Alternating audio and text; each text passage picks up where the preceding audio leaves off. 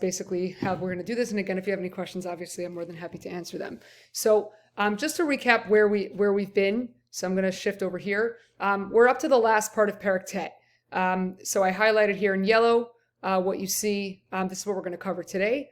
And just to give you a little bit of background, what we've done until this point, right up until this point, you have Yehu, who ultimately takes over as king of Malchut Yisrael. He kills Yehoram ben Achav, the king of Yisrael. And then he also kills Achaziahu, who is the king of Malchut Yehuda. And that is basically, I believe, where we are at. Okay, so I skipped Pasuk Chavtet, so if you have a gap in your notes, just leave it. We're skipping it.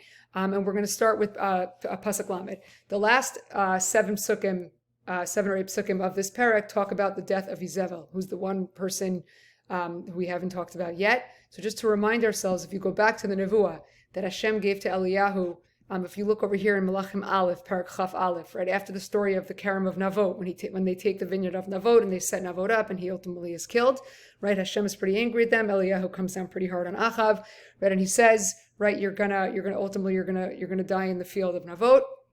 And then the punishment that's laid out for Izevel, you see here in Pasuk Chaf Gimel, V'gam Izevel diber Hashem lemor haklavim yochlu et Izevel b'chel Yisrael.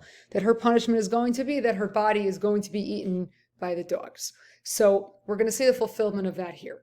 Okay, so Yehu is continuing on his mission, his very aggressive mission, but his mission. Okay, and he basically starts. We're up to here, Pasuk Lamed. Vayavo Yehu Yisraela, ke Yehu ba el Yisrael, Yizel shama vatasem bapuch eineha, vatetev et rosha vatashkef ba'ad hachalon. Okay, katuv kan vatasem bapuch eineha, vatetev et rosha. Hamila vatetev milashon me'ashoresh tov, good. Okay, what this phrase basically means, vatasem bapuch eineha vatetev et rosha, she basically makes herself look beautiful. Okay, she does her eyes, she does her face, and she tries to make herself look beautiful. Vatashkef ba'ad hachalon, he mistakelet ba'ad hachalon lirot ma shekoreh. Okay, kanireh Izevel kvar sham'a. Okay, katuv kan v'Izevel shama. Okay, admai shama she haben shela Yehoram met. He sham'a she Achaziahu met. As kanireh ulahi choshevet sheyehu achshav ba laharogota. As ma yosa kshehi shomat she Yehu Kvar Harag et Yehoram et Achaziahu, she's putting on makeup. She starts to make herself look beautiful. So what's the story behind that? So a number of the Mefarshim explain, right, that she attempts to make herself look beautiful in order for her life to be spared. The Radak says this.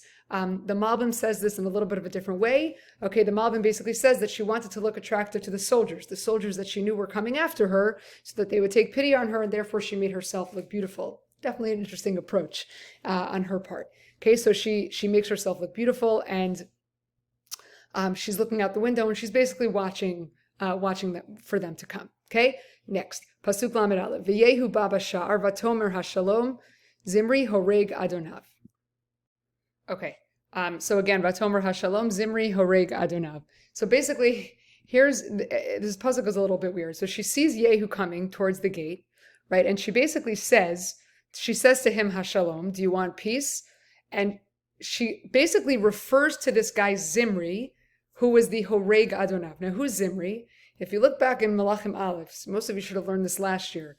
Okay, in Perek Tet Zayin, around Pasuk Chet, Tet, and a little bit after, okay, Zimri was somebody who overthrew the king of Yehuda at the time, and then he ruled for about a week because he was overthrown as a result. So what's going on here, right? So there's a number of ways to look at this. So the most obvious way is just to say that she's basically calling Yehu Zimri, right? In an effort to show him, just like Zimri only ruled for a week by overthrowing the king at the time, so too with you. You're overthrowing the king at the time. You're going to be like Zimri, and you're also only going to rule for a week.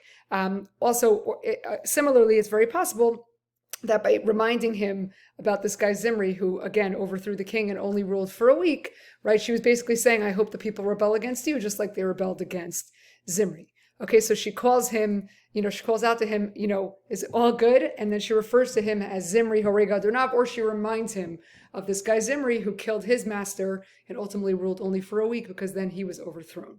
Okay, next, Pasuk Lamed Bet. Vayisa panav el hachalon vayomer mi iti mi vayishkifu elav shnayim shlosha sarisim. Okay, so he looks up, Vayisa panav el hachalon, so Yehu looks up at her, and then he kind of calls out. It's almost like they planned this in advance. He calls out, mi iti mi, basically, who's with me? Okay, and what happens? Vayashkifu elav shnayim shlosha sarisim. Okay, a few, 2 or 3 officers basically look out from him. Seemingly they're in Izevel's palace. Maybe they got in there, right? And when he calls out, mi iti mi, who's with me, vayashkifu elav, they look at him. It's almost like they had this sign in advance, right, that he was going to call out to them. And when it was time to do what they're about to do, they were supposed to look at him. Vayashkifu elav shnayim shloshah sarisim, they look at him, and then here's what happens next. Okay, vayomer, shimtuha, vayishmituha. Right? Hu amar lahem dechofota, push her out of the window. Okay, and they push her out of the window. Vayiz midama el hakir v'el hasusim vayir misena. So this is kind of gross.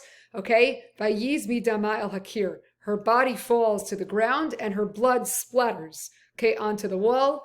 Ve'el hasusim, and onto the horses. Vayir misena, but the horses ultimately trample on her. Okay. Just one more thing. The only other explanation here on the word Vayir Misena is that it might not have been the horses that trampled on her. It was actually Yehu. Vayir Misena is actually singular, who ramas Vayir Mos Ota. He trampled over her, probably referring here to Yehu. But in any case, she falls out of the window. Her blood splatters everywhere, and she's trampled on by Yehu, and let's say his horse. Okay?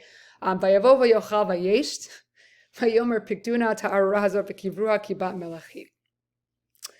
So this is interesting. They sort of sit down to celebrate. Yehu and his people sit down to celebrate. They got like this wicked Izevel. So they're sitting, they're eating, they're drinking.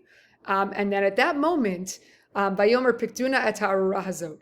He basically says, Yehu he remembers, okay, that she needs to be buried. Okay, he remembers she has to be buried, but he calls her ha'arura. Ha'arura means the cursed one, right? He calls her the cursed woman. Okay, bat v'kivruha ki bat melachi. Okay, Yehu commands his people to bury her because she's the daughter of a king. Meaning, right, she was eaten by the dogs. Okay, that did happen. You'll see in a second what happens when they go to bury her. Okay, but he basically says, after seemingly they sit and they eat and they drink, while they're eating and they're drinking, the dogs are eating her remains. Okay, and he basically says, whatever's left, we should bury her. Why? Ki bat melachi, because her father's a king. Who is her father? Her father was a non-Jewish king of Tzidon, right, which was a nation that bordered on Malchut Yisrael. Now, pay attention to what he does not say, right? He doesn't say bury her because she was the queen of Malchut Yisrael, because she was the wife of Achab. Only because she's the daughter of a king, of a non-Jewish king, right, she deserves to be buried, right, having nothing to do with, meaning she was a disgrace as the queen of Malchut Yisrael. And she ultimately does not deserve to be buried, but because long back, right, her ancestry, really her father was a very respected king, therefore she's deserving of some honor. Right, she's presented only as the daughter of a king, but not as the wife of Achav. Right, ultimately, because she was the cause of Achav's death and his downfall. Ultimately, all that came about because of her. Okay, Vayelchu lekavra v'lo matzuba ki im hagulgolet v'haraglayim v'kapot hayadayim. Okay, there were only 3 things that remained when they went to bury her: her skull, her legs, and her hands. Okay, like her skull, her feet, and her hands, or her legs and her hands. Okay, there's a very famous explanation that if you look in the Mitzudat David, you'll see it there.